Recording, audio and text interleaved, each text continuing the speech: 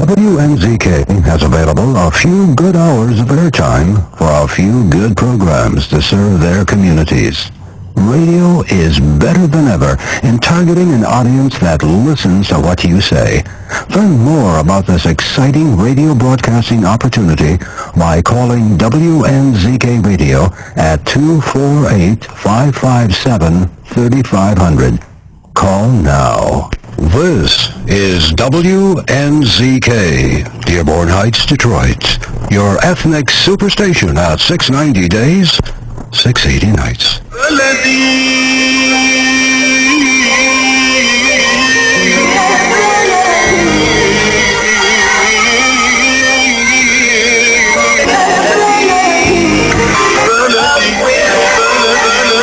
أهلا بكل الذين ينضموا للاستماع إلى راديو بلدي أول راديو عربي أمريكي ويعنى بقضايا العرب في المهجر.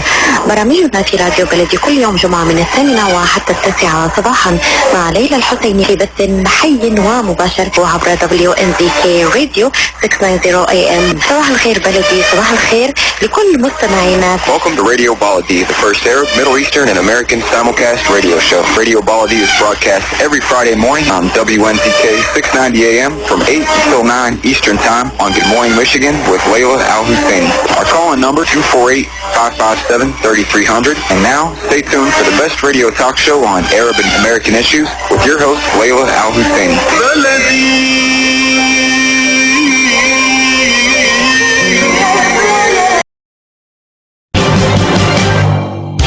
This is Dr. Sahar Khamis.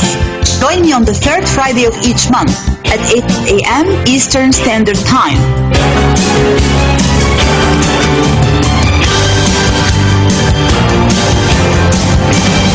I'll be discussing some of the most important current political, economic, and social issues in my program, The Bridge. On Radio Baladi, on America's Voice of the Arabs, WNZK 690 AM and WDMV 700 AM.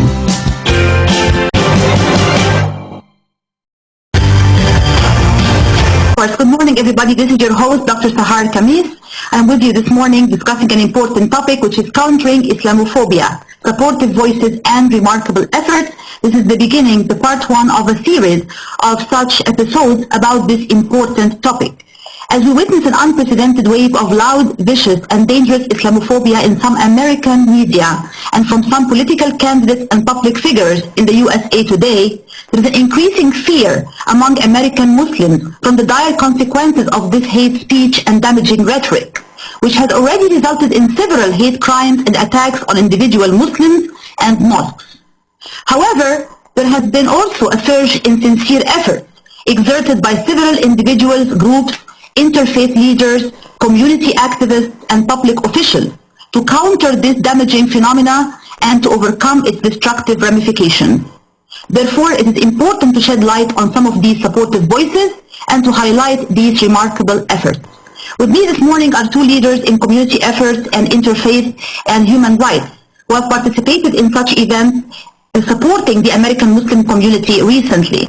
They are Reverend Kasey Kaseman and Mr. James Stowe. Reverend Kasey Kaseman has served 40 years in ecumenical and interfaith ministries that has included founding and administering non-profit organizations, networking with all sectors of community life, and serving on regional and national boards. Beginning with historic parishes in New England, Kasey has actually moved to Tallahassee, Florida, where he formed a new church and founded a statewide network for impacting the state legislature. In 1979, he moved to Maryland, where he revitalized Rockville United Church and incorporated community ministries of Rockville, administering shelters, group homes, elderly home care, emergency assistance, Latino outreach and language programs, community-based clinic, and political advocacy. He has degrees from Westmore College, Andover Newton Theological School, and Yale Divinity School.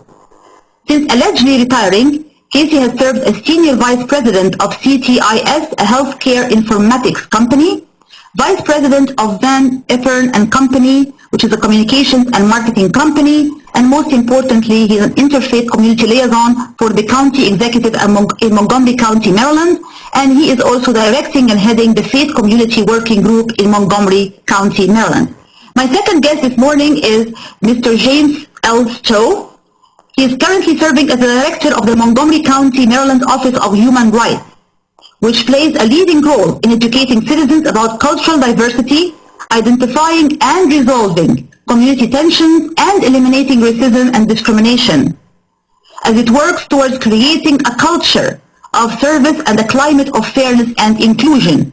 Mr. Stowe is the fourth director of the Montgomery County Office of Human Rights in its historic 52-year existence, and he has been instrumental in developing new program initiatives and repositioning the office for success in the 21st century. He serves as the Atlantic Region representative of the International Association of Official Human Rights and is a past president of the organization. During his membership, he has held numerous offices and committee appointments and assignments within the organization. He is also currently the Atlantic Region's vice president and the past president of the National Association of Human Rights Workers. He is a trained mediator with certification from Capital University Law School in Columbus, Ohio. Good morning and welcome to the show, gentlemen. Good morning. Thank you so much for accepting the invitation and joining me for this important show on Radio Baladi, U.S. Arab Radio today. It is not a secret that we are really witnessing, as I said in the introduction to the show, this dangerous wave of Islamophobia. It is not the first time that we have witnessed such attacks on American Muslims or Muslims generally. There has been a vicious attack, after 9/11. But this one by far has been described by many, not just the Muslim community, but many observers and critics and others as being the worst one. Would you agree or disagree with me? I'll start with Reverend Kasey and then move on to Director Stowe. Would you agree that this has been the worst wave of Islamophobia we have witnessed, and if so, why? No question about it. Not at all. And clearly the scourge of Islamophobia is a great concern, not just to the Muslim community, but to humanity itself. And everywhere I go now within the various faith communities, I can tell you, even during especially perhaps during the holiday season, in spite of naturally wanting to focus on those issues, concern for their Muslim sisters and brothers is being the feature of sermons and prayers. And, yes, this is very serious. Thank you. And Director Stowe, would you also agree with this statement that this has been the worst wave of Islamophobia we have been witnessing, and if so, why is this the case?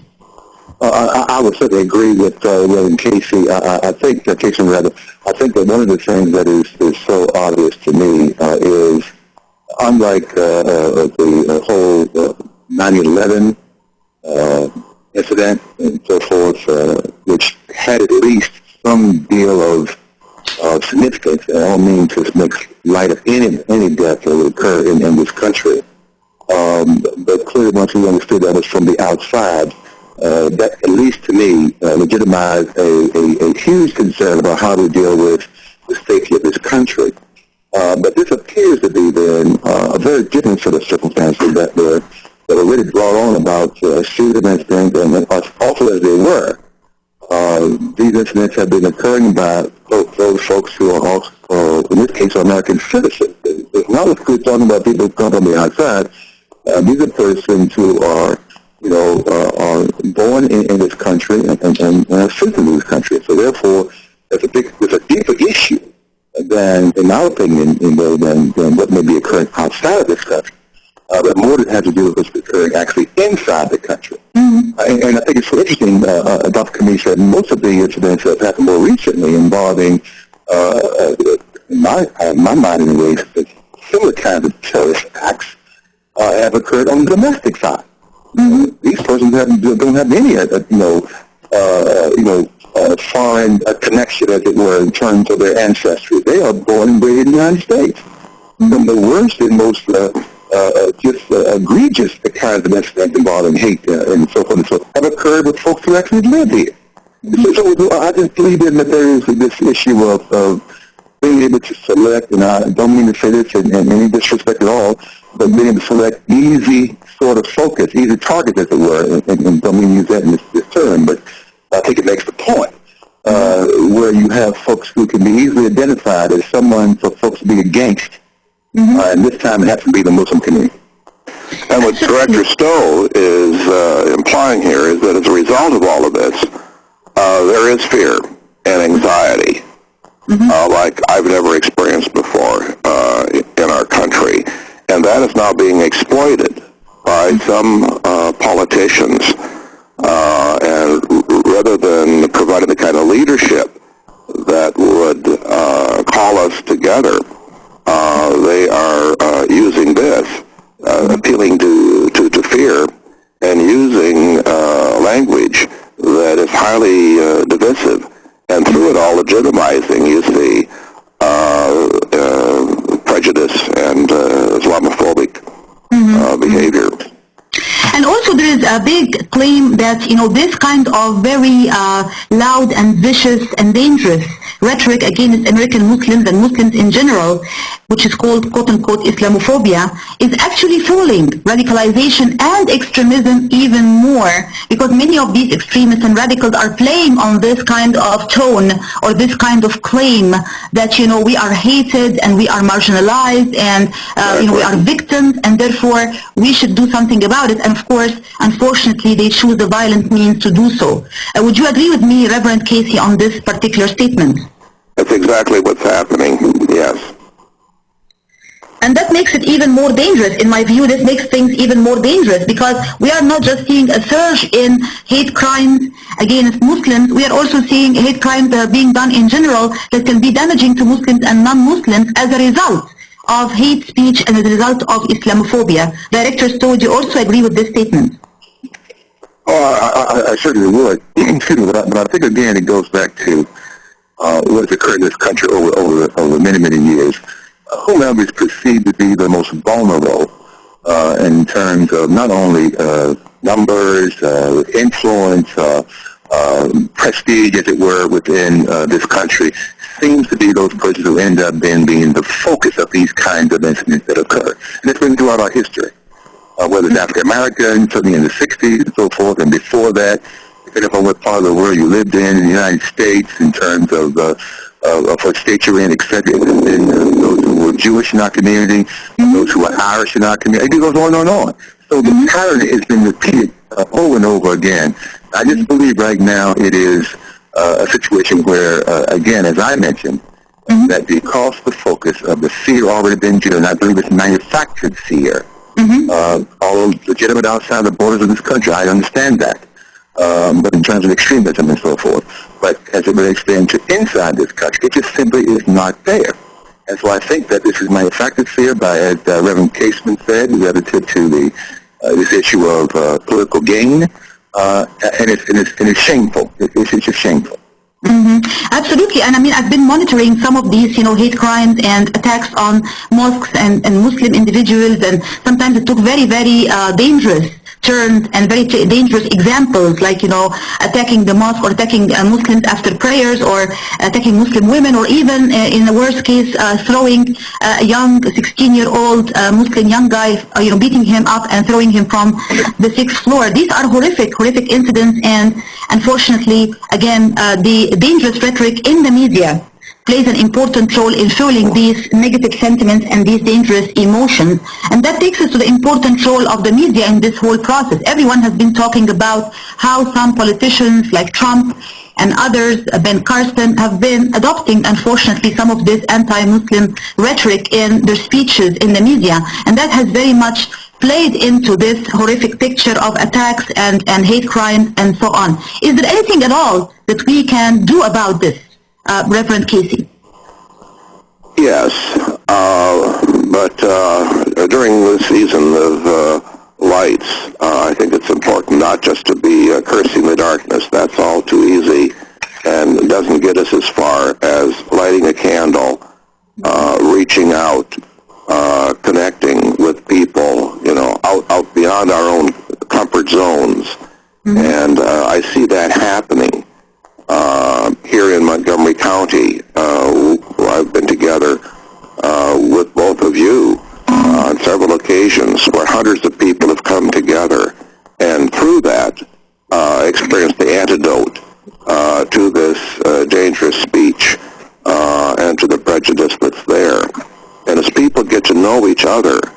get to hear the stories of the children in school and what they're experiencing, being called ISIS, or women filling their gas tank at a station and being shouted at,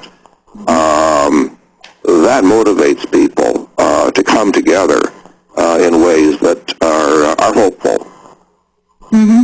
Absolutely, absolutely. And it's also a shared responsibility, and we will come to this important theme of shared responsibility right after this commercial break. Jumana Kayrus. You've seen her images on giant billboards across the metro. Jumana Kayrus. You've seen her images on buses across the city. Now get to know Jumana Kayrus. Most people who sit in my office across from my desk are hurting on so many levels.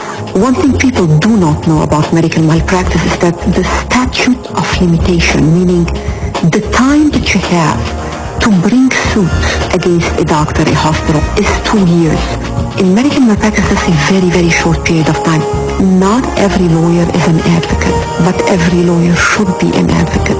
Let Jumana Kayrus protect your rights. Call the law offices of Jumana Kayrus at 1-866-YOUR-RIGHTS, extension 100, or visit yourrights.com.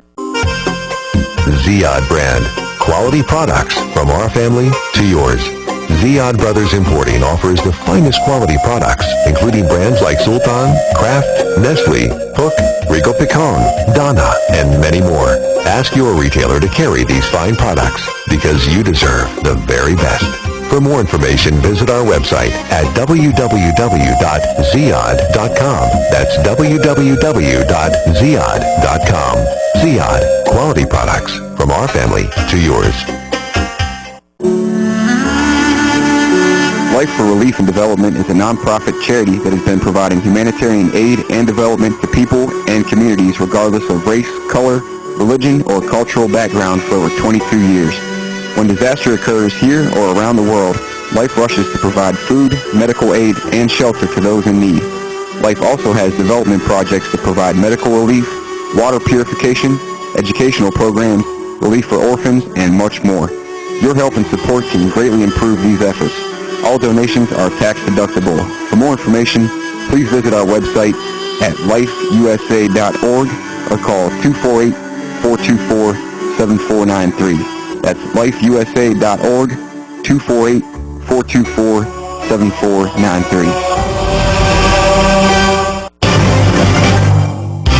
This is Dr. Sahar Khamis. Join me on the third Friday of each month at 8 a.m. Eastern Standard Time.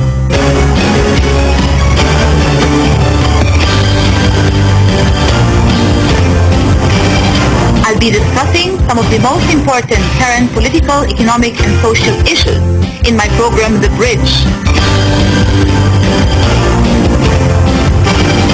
On Radio Baladi, on America's Voice of the Arabs, WNZK 690 AM and wdmv 700 AM. Welcome back to the show, everybody. This is your host, Dr. Sahar Khamis. We are discussing today an important and very timely topic, countering Islamophobia, supportive voices, and remarkable efforts. And with me this morning discussing this important theme are two distinguished guests, Reverend Kasey Kaseman and Mr. James Stowe. Before going to the break, we were talking about the role of the media, and then we started talking about the shared responsibility of the Muslim and non-Muslim community. Let me backtrack again to the point about the role of the media, Director Stowe, because this is a very important theme. Naturally, as a professor of communication and radio host, I'm very interested in what can be done about it. And we heard some of Reverend Kasey Kaseman's thoughts around this. Do you think there's anything that can be done to provide what can be described as quote-unquote alternative voices that amplify the good deeds in the community and try to counter Islamophobia and counter hatred? What can be done in this realm, in your opinion? Well, I think the thing that you actually just said in your statement, and that is to say then that we've got to establish alternative voices. Media is a consumption product. One has to, in fact, not only read or hear or listen, then they've got to also embrace whatever it is they're being presented with. That's a choice all of us have. I should say to you, however, that when at least there are other kinds of ways to balance these extremist points of views, then the better off we are as a human society, period, on any number of issues, on this one specifically. And so I think the thing we got to do is part of this alternative voice means education, it means outreach, it means opportunities to be, as I'm familiar about saying, in the same space and place as individuals who come from maybe different religious perspectives, but clearly have the same issues about our children, whether they're Muslim or whether they're Christian or they're Jewish.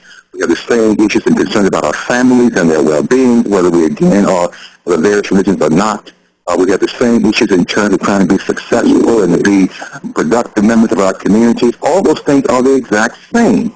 And so we've got to be able then to not only share that message, but also understand that message, and also be comfortable with the idea that by doing so, somehow or another, you don't automatically find yourself vulnerable to your own beliefs, as it relates then to finding about other cultures, other religions, other faiths, etc. And so this is the thing we've got to work hard on. And so I believe things like Reverend Kaseman talked about in terms of the community forums, outreach opportunities that involve worship taking place in each other's place of worship, whether it be a mosque or synagogue or church or temple.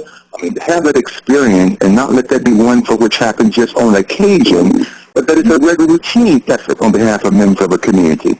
So these are the ways that we begin then not only learn one another, but know one another, but also have chances then to be in fellowship with one another. Not think it's what we got to do by this whole idea about creating these alternative voices. Those are the kind of things that we can do. They're not media-driven. They're community-driven. There are people with good faith and a good will who simply say that we can do better as a community, and so therefore we will then not accept these points of view that tend to divide us and separate us. We just won't accept that. That's a choice we make. That's not a media piece, by the way.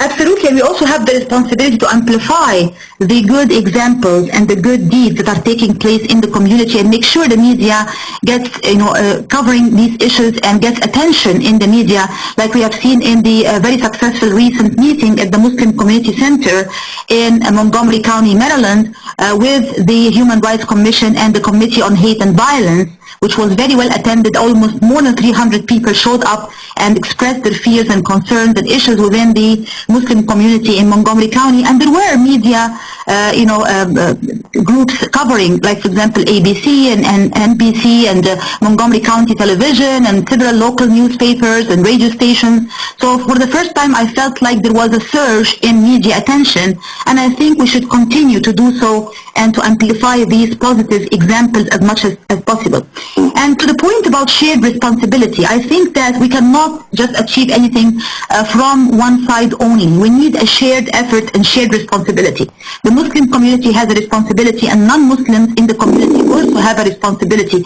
Reverend Kasey, as someone who has been working in the area of interfaith activities for a long time, and now heading the Faith Community Working Group in Montgomery County, Maryland, would you like to talk a little bit about this shared responsibility and what could be expected from each side? Yes. We need to know, again, we're one people. I mean, what we're talking about here within the faith community goes back to our respective scriptures and fundamental understandings of what it means to be a person of faith.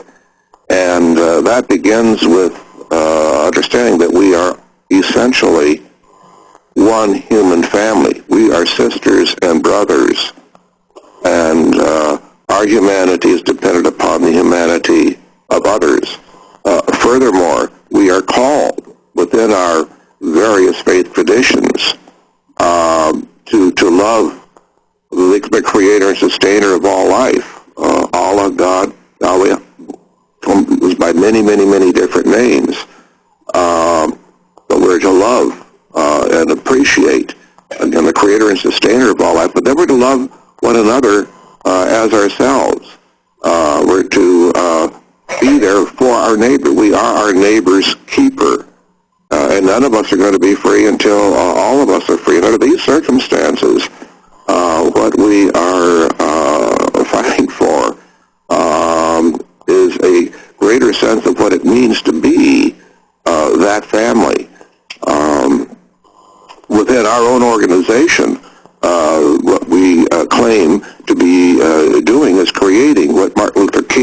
referred to as the beloved community. And the beloved community is a place where all basic human needs are met and all human rights are respected. So within that context, we're naturally responsible for each other. And once we take that on, oh my, I mean, that's where the fears don't evaporate entirely, but we're then focused on something much more promising, much more hopeful. And we feel better when we get pulled out, and into a sense of community where we know that we're loved and cared for because we're working together. That's another key to all of this, I think, is to be doing things together that are making a difference. Absolutely. I mean, putting faith in action and really bringing this love into tangible examples in the community is what this kind of shared responsibility and shared effort should be all about. Director Stowe, would you also like to comment on this point of shared responsibility between the Muslim community and the non-Muslim community in countering Islamophobia and trying to create this alternative model of coexistence and peace and tolerance? Well, I think that Reverend Kaseman said it well, so I won't echo too much of what he said, but I think it's important just to elaborate a bit on this idea of the beloved community. And many of us in this country, anyway, referenced the great work of Dr. Martin Luther King Jr. And many others during the turbulent 60s civil rights movement here in the United States. But what was learned about the King, at least as I understand it, is that this interdependence upon one another, that we were only as good as our weakest person, and we were only then as mindful about our humanity as we were about those who were least among them. And so I think it's that kind of belief that really has begun to hopefully settle with those of us who think this way, that this is the only way this world can work. We can't bomb it to death. We can't be at war all the time. We can't inflict pain and punishment all the time. There's got to be at some point in time where we realize that our very existence depends on one another. And Dr. King was able to certainly capsulize that as the leader of the movement in the 1960s here in the United States because it was a principle that nobody could deny. Everybody could clearly see once they took time out to listen and to be really involved in that statement, they could not deny it. That's why it was so powerful. That's why it didn't take, guns and armies and so forth to really make a significant change in this country, because the principle itself was so strong and so much in place that people had to listen, had to be governed by that. I'm reminded of the great movement in India that Mahatma Gandhi was in charge of. It was not about guns and those kind of things. It was about the idea. It was so strong. This idea about humanity was so powerful that it brought down a nation, brought down an empire. It's the power of love. Yes. Go ahead, please. Well, simply put, as Director Stowe moved from Martin Luther King to Gandhi, it was the power of love that overcame the mighty empire at that time.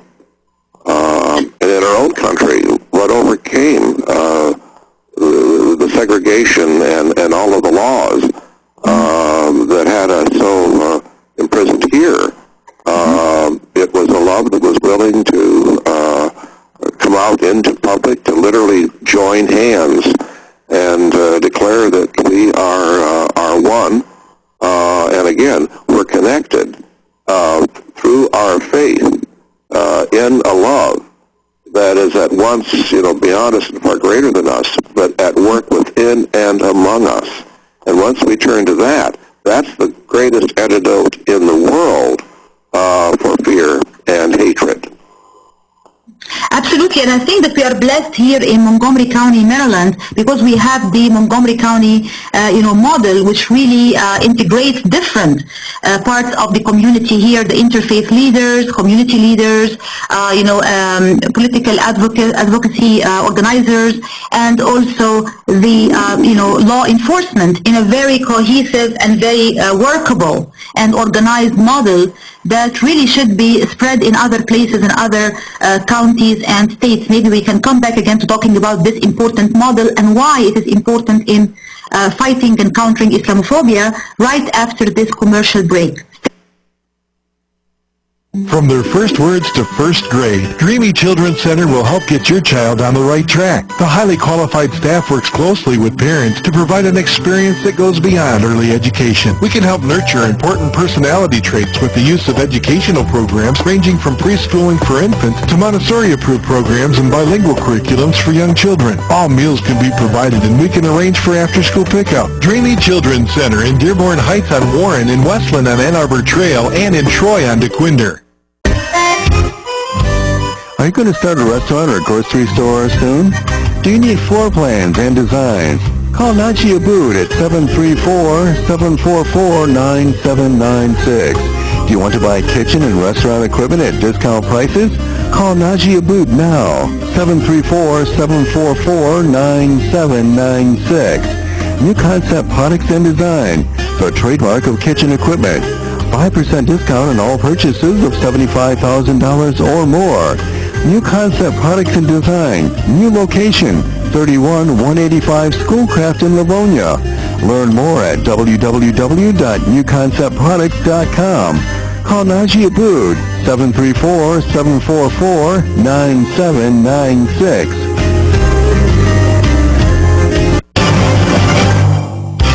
This is Dr. Sahar Khamis. Join me on the third Friday of each month at 8 a.m. Eastern Standard Time.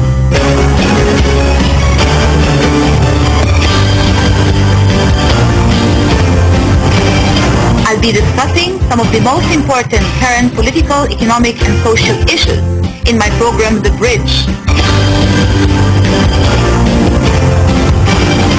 On Radio Baladi, on America's Voice of the Arab, WNZK 690 AM and wdmv 700 AM. Welcome back to the show, everybody. This is your host, Dr. Sahar Khamis. We are discussing today an important and timely topic: countering Islamophobia, supportive voices and remarkable efforts. Reverend Kasey Kaseman, before going to the commercial break, we were talking about the Montgomery County model in Montgomery County, Maryland. And why is this a particularly very important model? What is unique and remarkable about it? And how does it help in countering the current wave of vicious Islamophobia? Well, our primary goal is to create social cohesion and public safety by being community-based and interfaith. And so with that as our foundation, we're related, for instance, you've mentioned the police department. And in fact, one of the things that we did was to create the Emergency Preparedness Coalition made up of the police department, Fire and Rescue, Office of Emergency Management, Homeland Security, the Department of Health and Human Services, and the Office of Human Rights. All part of this one whole. And then under that, we have teams working closely with each of these other organizations. And regarding the police, they do not call us to meetings. We call them. And that's just the way they want it, because they know that when we call a meeting, people are going to come. They trust their faith leader. Mm-hmm. And then the police can be available to respond to the questions and concerns that we bring to them in a way that has proven now over 3 years to be very effective. Absolutely, and I witnessed this myself firsthand in the meeting at the MCC, the Muslim Community Center, where members of the Muslim community were able to express their fears and concerns and the police department was there. There were other community leaders, people from the Commission on Hate and Violence, and other organizations, of course the Human Rights Commission and others. And it was an opportunity for the Muslim community to talk and to express their fears and concerns. And the police officers were there, they were listening, they were compassionate and trying to take into account some of the needs of the Muslim community, like, for example, the need for heightened or increased security during the Friday prayers and other Muslim remarkable days and holidays. And when the chief comes, he always brings his lieutenants, district managers, and others, and he tells them to sit throughout the room and to listen. They do not speak, they listen unless there are questions. They're there to learn. And in addition to that, Dr. Hedia Maramati, who is one of the three co-chairs of the Faith Community Working Group, has over 20 years of experience in this arena, and she is providing ongoing training for the police officers in understanding the Muslim community, its traditions and mores, and how to be relating in a respectful, knowledgeable, caring way. When they, for instance, need to pull somebody over for a traffic violation or whatever else. And by the way, in this county, the police never, ever ask for documentation regarding your legal status. They deal exclusively with the nature of that traffic violation. So people have the added security of knowing they are there to be protecting us.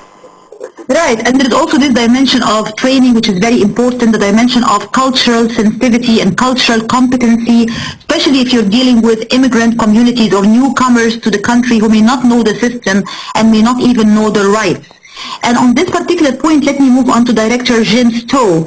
What constitutes, quote-unquote, a hate crime? That's something we have been talking about a lot in the community meetings, and not everybody in the Muslim community and beyond know exactly what is a hate crime and what can be done once it is actually detected. In Montgomery County specifically, we do have as part of our Civil Rights Code, a section that deals with the issue of intimidation, which is an important component for this discussion as well, because persons need to feel safe in their own community. And so this bill, this actual law, looks at this perspective and tries to put in place the kinds of protections that allows one to come to the Office of Human Rights and file a complaint that they feel they've been intimidated by whomever it may be. And as a result of that, we do an investigation, we render a finding, and then there are certain kinds of remedies that are available to persons should they go through that process, to include fines and also opportunities then to make whole. Now, let's say to try to resolve the issue or any sort of losses that may be, in fact, incurred by the individual. We have a fund called the Partnership Fund that was developed by our county council many years ago in response to issues of hate that were occurring and unfortunately still yet occur in our communities. And this partnership fund basically works in tandem with persons who say they in fact have been a victim of a hate crime. And we're able then to give monetary relief for those individuals who have been victims of hate crimes, and they are given an opportunity then to seek both personal loss reimbursement as well as property reimbursement. And a hate crime basically means then that a person has been either attacked, they have been physically harmed, there has been acts of vandalism, there have been incidents where there has been damage to property and also to individual persons, but it has been followed up with some significant expression of some sort of racial epithet or racial implication. As an example, if somebody in fact saw graffiti and the graffiti was very specific about a particular race or a particular culture or a particular religion, and used the kinds of inflammatory words that would suggest then that this in fact was motivated, and that's the issue we're looking at, motivation, was motivated by then one's either dislike or one's disdain for that particular person they're pointing out. Another example may very well be that one may go and say, for instance, one may damage automobile as an example, and they write into the car, and we call it keying the car here in this country. But anyway, scratching the car, and they write in the car the initials that might again signify that they in fact are pointing out that this is being done by me or by whomever it may be done by in objection to or to persecute or to somehow call out someone that may be from a different race or different background, etc. So what law enforcement does is they go in first initially and investigate the case. They see the actual violation itself, and then look for these factors that I just talked about to see if they are present. If they are present, in most instances, these are in fact labeled or described as hate crimes. Obviously, you may see things that might occur today that someone may in fact have been on the internet, they may have been researching or involved in themselves in these kinds of groups that espouse these kinds of hate themes. That too may be a factor that can be considered to make something that would have happened otherwise be just a crime to turn into a hate crime. Is the motivation for which one would have done this act motivated by something that in fact ties him or her back to this belief system that is somehow or another indoctrinated in hate itself? And so that's how in fact they're done. In Montgomery County, that decision has been made by the state's attorney's office. In most parts of the country, that might be the prosecuting attorney. But at any rate, they make that determination here in Montgomery County. It's followed by a police department, and then we, the Office of Human Rights and the Human Rights Commission, get involved in this process as well. Excellent. Thank you so much. And it seems to me that there are three very important components really to countering the current vicious wave of Islamophobia, which I would describe as educate, coordinate, and amplify. It all starts with education. Even when we talk about things like the rights of the Muslim community or things like identifying a hate crime, reporting a hate crime, what should be done about it, who we should talk to and report the case to, and so on. Reverend Kasey, this part about education came up a lot in some of the recent meetings in Montgomery County, Maryland, on different levels and in several occasions. Can you talk a little bit about what could be and should be done to actually educate members of both the Muslim community and the non-Muslim community on how to react and behave under these difficult circumstances we are going through now? Well, there are various levels. The first thing I think of is connecting back to hate crimes. We have a team, an interfaith team, on call 24/7 to respond to any act of hate or violence.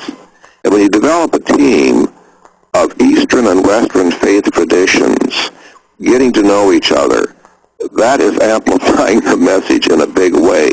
Because then, for instance, what I'm thinking now in this, again, season of lights and all, it was a couple of years ago, a menorah was desecrated and stolen from a Jewish home.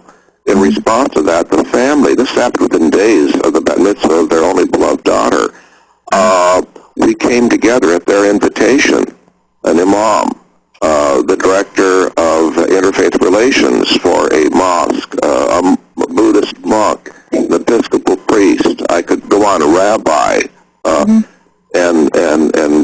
Christian pastors. They get back, and then this is shared within their own faith communities. And it does a lot, just both to raise the consciousness of people and help all of us know that, again, we're one family, and we reach out in ways that express love, that provides reassurance and hope. Absolutely, and nothing is more meaningful and really impactful than seeing people of different faiths standing up with each other and for each other and speaking for each other. And in this regard, I think it's important to amplify these positive examples and good deeds. I started a campaign on my Facebook page called Thanks to Our Supporters, talking about examples of people who are standing up with the American Muslims now. Like, for example, there's this restaurant called American City Diner here in Washington, D.C., which actually put up a big sign saying standing with American Muslims. So I put this on my Facebook page, and we should actually amplify these messages and spread them. And Director Stowe, in this particular regard of education and coordination, what can be done also in order to amplify the voices of good deeds and good actions within the community and to educate people about their rights and where and how they should really protect their own rights and seek them? The Committee on Hate Violence, which is chaired by Lorraine Lee Stepney, and other members, just do a wonderful job. Reverend Kaseman is also a member of that group as well.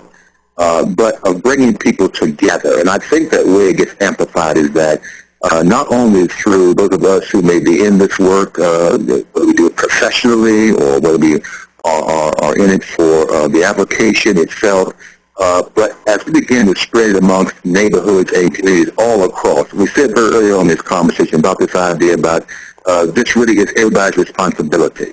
And it is, and we should own it as an entire community. And so the way we do that is bringing people together. For instance, we just passed this past September, we had what we call our Friendship Picnic, where we brought together all faiths and all races and cultures within Montgomery County, Maryland, to come together just to be, again, in the same space, to be able to just occupy that together and have conversation and to enjoy entertainment and enjoy food and just know that that's okay. That's a good thing to be able to have that kind of fellowship when we don't have a disaster, when we don't have a issue of significance in the community, whether it be civil unrest or something worse than that, some sort of violent act. That we simply do that because as a community, that's a routine way of sharing the richness that is the real diversity of Montgomery County. And so I think these are the ways that we can really amplify it. Obviously, we can do things that relate to, education outreach opportunities. Every time we come together, regardless of the event itself, we kind of talk about these things. And the other thing, of course, is to create something we can rally around. And so we've been talking about this idea called the Montgomery County Way, where we talk about how we deal with these kinds of problems as a united community. That we, in fact, use the word unity often, but really understand what that means. And when you are in unity with one another, you're not coming together as some sort of monolithic way or point of view or thought process. You're coming as you are. You're coming being accepted as you are, bringing the uniqueness of who you are to the table. And it is in that way that we begin then to truly understand this idea about this beloved community that Reverend Kaseman talked about early on in this conversation. It still goes back to those these are principles, by the way, Dr. Khamis. Again, these are not things which are laws. These are not things that are legislated. They just are. They just are. And so I think in this instance, we can do this by simply, again, agreeing that it is simply the way we exist when we come together with these various perspectives and various points of views and various cultural and racial and religious experiences. Absolutely. Thank you so much. We'll come back again to this discussion right after this commercial break. Stay tuned, please. قشات ميديترينيان ماركت بإدارة سهر قشات وأولاده يرحبون بالجالية العربية والكيدانية. جميع أنواع المواد الغذائية، البان طازجة، الكرزات والبهارات الطازجة. داخل الأسواق مطعم ميديترينيان شيش كباب يقدم يوميا جميع أنواع الكباب، المقبلات العربية العراقية وصواني الكامبو المميزة. تفتح الأسواق من 8 إلى 9 مساء من الاثنين وحتى السبت، ومن 8 صباحا إلى 9 مساء يوم الأحد. تقع الأسواق على 2839 نورث ويسترن هايواي في مدينة فارمينغتون هيلز. لحوم حلال للجالية الإسلامية. لطلباتكم من المطعم كول 248-538-7855. That is 248-538-7855. قشة ميديترينيان ماركت، خدمة متميزة ومعاملة راقية. مسافر وحدك وفايتني. أمتي ترافل للسياحة والسفر بإدارة نبيل الباشا تعلن عن افتتاح مكتبها الواقع على 28695 راين رود في مدينة وورن. خدمات متميزة وخبرة تفوق 20 عاما نضعها في خدمة عملائنا الكرام. مع أمتي ترافل يمكنكم حجز رحلاتكم الجوية داخل أمريكا، الوطن العربي وأنحاء العالم، إضافة إلى الأماكن السياحية والاستجمام. للحصول على أفضل العروض وأنسب الأسعار. ولمزيد من المعلومات اتصلوا على الرقم 586-578-9126 586-578-9126. أمتي ترافل عنوان للصداقة والثقة.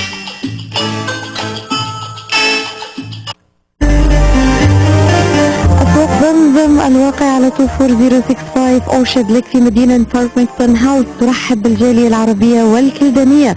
تنزيلات كبيرة على عموم المواد الغذائية في يوم الأربعاء من كل أسبوع. لا تنسوا فريش كاري اوت، جميع انواع المعجنات، وايضا صواني الكمبو المشكله والصمون الحار. لحوم حلال الجاليه العربيه والاسلاميه الملحمه باداره قصاب الجاليه المعروف سلوان جربوع. زوروهم على 24065 اورشارد ليك في مدينه فارمington هاوس او اتصلوا بهم على 248-476-0300. اسواق زمزم للمذاق عنوان لجميع طلباتكم. اتصلوا على 248-476-0300. اسواق زمزم للمعامله الراقية وكرم الضيافة عنوان.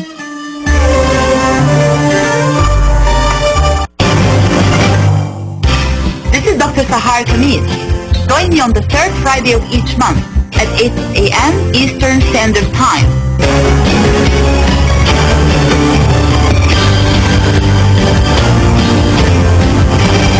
I'll be discussing some of the most important current political, economic, and social issues in my program, The Bridge. On Radio Baladi, on America's Voice of the Arab, WNZK 690 AM and wdmv 700 AM. Welcome back to the show, everybody. This is your host, Dr. Sahar Khamis. We are discussing today the important and timely topic of countering Islamophobia, supportive voices and remarkable efforts. And with me today to discuss this topic are Reverend Kasey Kaseman and Director Jens Stowe. Before going to the break, we were talking about the different efforts and how to educate and coordinate the different efforts within the community. And we cannot really, continue this conversation and end it without talking about the very important theme of immigration. We know that early on, Governor Hogan here in Maryland, unfortunately talked about, not admitting Syrian refugees, and there have been some very strong reactions to that. I also want to recall the supportive example of 1,000 rabbis who actually signed a petition saying that we will not accept this kind of denial of Syrian refugees because it brings back to the Jewish community the painful memories of what has happened to Jews early on when they were denied access to the U.S. as immigrants fleeing from Hitler. What other efforts have been done in order to try to protect the rights of immigrants and to make sure that Syrian refugees, for example, are welcomed within the state of Maryland? Reverend Kasey, would you like to start and comment on this? Certainly, that's a priority, not just for me as the interfaith community liaison, but for our Office of Community Partnerships. In fact, we spent another hour and a half on this as a team yesterday. And part of what our own faith community did at our last faith forum, that was maybe 2 weeks ago now, we voted unanimously that in light of what was happening then with one governor after another, again, placating people's fears rather than assuming the kind of leadership that would assure people that they do not have as much to fear at all. And so we would then go even further in welcoming Syrian refugees and others in this county. We're doing that, by the way, consider at the same time for the 1,000 children fleeing violence out of Latin America. That's the number that we're absorbing now in Montgomery County, which requires the faith community across the board then to be stepping up with volunteers and money and homes and language skills and lawyers and everything else that it takes to make that work. Absolutely. Thank you for this. And also Director James Stowe, would you like to comment on what is being done within the state of Maryland generally and Montgomery County, Maryland in particular to support Syrian refugees and immigrants in general from different countries to make them feel safe and welcome here? Director Stowe, are you with us? Sounds like he's Not at the moment. I could pick up on this and say a little bit more about what we did at our forum.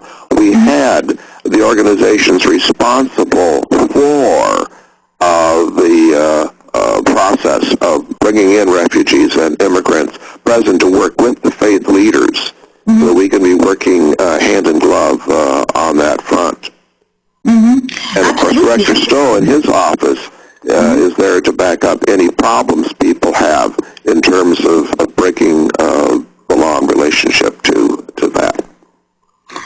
Absolutely, and it seems again, Reverend Kasey Kaseman, that the point about coordination, like you are, for example, heading the Faith Community Working Group, which has been a very successful model in Montgomery County, Maryland. Director Stowe, of course, is the director of the Human Rights Office in Montgomery County, Maryland. You have, you mentioned Dr. Hadiyah Rahmadi of the ICC and WORD, the International Cultural Center, and others who have been working together. This point about coordination, how can that help to really kind of educate people about the issue of immigrants and try to coordinate the efforts also to make a difference and take an impact? Yes, and back, for instance, to our Office of Community Partnerships, our overarching goal is to make Montgomery County the most welcoming county in America.